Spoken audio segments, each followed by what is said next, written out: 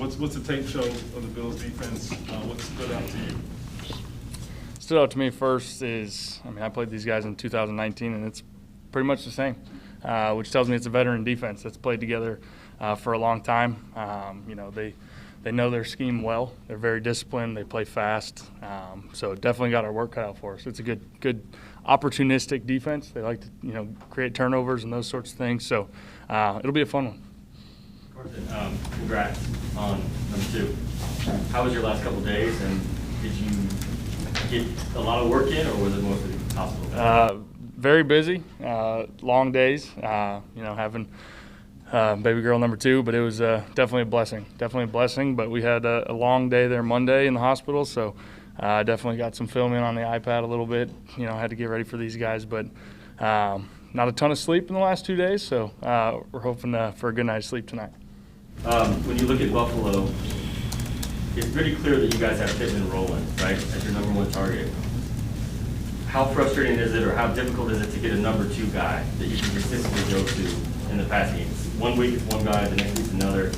How much will that change things on offense if you can get another consistent deep threat going? Yeah, no, I got the utmost confidence in all of our guys. Every guy that's out there, naturally it's kind of gone Pittman's way quite a bit, and for the right reasons. He gets open, he makes big play after big play, super reliable for us. But all the other guys, you kind of mentioned it, any given day could be somebody's day to break out, and I have all the confidence in the world in each and every one of those guys, and we'll see who it is on Sunday.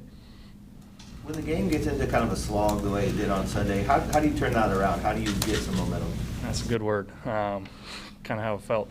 It's tough. It's definitely tough. That's a good defense. Definitely a good defense, and kind of got in a little bit of a rut there offensively. Couldn't stay on the field, couldn't create any big plays or any of those things. And so you try not to stress out about it. Try not to do too much or try and, be Superman or do, we try and just keep everybody on the same page. Hey, let's just go execute. All we need is you kind of start to look for, hey, let's just get 1 first down, and then we can start to chip away and start rolling and get that confidence back. But, yeah, it was definitely kind of a lull there offensively for us that we got to try and avoid. Carson, is there a common denominator this year where you've beaten the teams you should beat, theoretically, but you're 0-5 against playoff teams from last year? Is there something, a common thread other than just maybe playing well enough? It's hard to say. At the end of the day, we got to win these close games. That's what I thought was encouraging on Sunday, is we did have another tight game, fourth quarter, all those things, and the defense stepped up and made a great play to kind of seal the deal. And so for us, it's just about, hey, late in these ball games, because it's the NFL, every given week it's going to be a tight one, and we got to find a way to win those and come out on the right side of those ones. Whether it's a 6-3 team or a 3-6 team. Yeah, this is the NFL. Anybody can beat anybody, so we don't look at records. All that goes out the window when you start studying the tape each week. You just try and go 1-0 no matter who it is.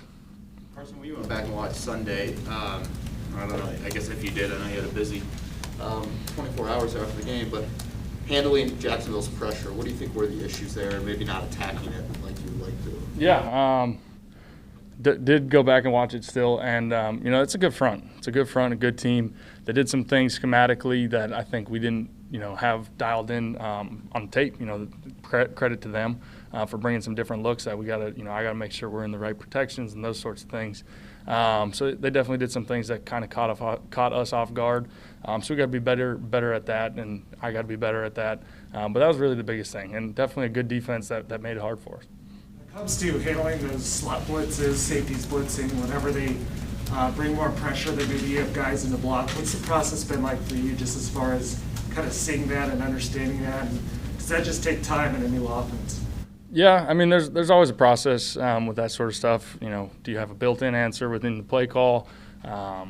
Where's the pressure coming from? Do you want to get to a run or a pass, given the down and distance, all of those things? And first of all, are you seeing it? Are you seeing the pressure coming, or are they disguising it well? So there's a lot that goes into those sorts of things, and making the right checks and the appropriate checks accordingly. You guys have some good wins this year, but I would argue you don't have a great win. No teams above 500, no teams that made the playoff last year. Does that bother you? Listen, at the end of the day, we're heading into late November and December here, and so where we're at, sitting at 500, we'd love to say it could have looked different. We'd be at a different spot, but all that kind of goes out the window. You know, it's pretty wide open. We know that, and so for us, it's just, hey, let's just try and, you know, go 1-0 each week, and, you know, whoever it is that we're lining up across, we're ready to go. Is there a point in the season where you start looking at the standings and say, okay, this is, you know, we need to take care of our business, and then B, you know, we need help by this team or that team, you know, winning some games? Like, 'cause basically, it's like 6 or 7 teams lumped in for the final 2 spots right now in the wild card. I really try not to, because at the end of the day, focusing on all that stuff can make you miss the task at hand. You know, we got a tough task ahead of us, you know, in this game up there in a hostile environment. So you try not to overthink that and those sorts of things. Obviously, late in the year, you know, things go on. There's a lot of moving pieces with that stuff. But right now, we're definitely not there.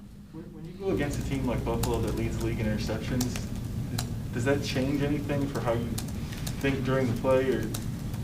Not really. Just got to be smart. You know, it's a credit to them. It's a good defense. And so for us, we know that. We know they play, you know, really sound, fast, disciplined defense. Just got to avoid those mistakes. You know, I feel like offensively we've done a pretty good job of avoiding turnovers and putting the ball on the ground and those things offensively. We got to keep doing that. Defense that you guys have here, does that almost force you to be more aware of a team like Buffalo when you've got 2 teams that are ball hawking like you guys in the Colts and the Bills? I mean, yeah, definitely. You know, we always say the football is at a premium. You know, you got to protect that ball at all costs. And, you know, they're a very opportunistic defense, as we've seen on our sideline when we're watching our defense. Takeaways are a big part of what they do. And so, you know, knowing that going into this game, I think both offenses have to, you know, really focus on protecting that football and being smart. You mentioned earlier in the season that you kind of toed the line as far as being aggressive and things like that. Has that been your mindset going back to, you know, whenever you started playing football, as far as taking that, all right, maybe I can get away with this play or that play? Yeah, I mean, for as long as I can remember, you're always toeing the line. I'd say when I was younger, I definitely was probably a little more aggressive and maybe a little more reckless than I needed to be. And so just always learning from that. But, yeah, you're always toeing the line with taking the shot, being aggressive, checking it down, taking a sack, extending a play, all of those things. And I'm sure we'll be talking about this for a long time. How would you describe it right now? You said maybe a little more reckless when you're younger. How would you describe when you decide to kind of make a shovel pass or make a left-handed pass? How would you describe that play now? Yeah, I just got to be smart, you know, and know when to take those chances and all those things, and you know, keep the ball. Like I said, the football's at a premium. Keep the ball in our possession, whatever that looks like. Was there ever a coach that said something or gave you some advice that stayed with you on that specific topic? I wouldn't say one specific. You know, I think I've had great coaching. Even going back to college and all those things, high school, and just protecting the football, being smart, but not losing that kind of aggressive mindset, that attack instinct, and kind of just letting my instincts take over, but being smart. So, you know, I've had lots of good coaching in that regard, for sure.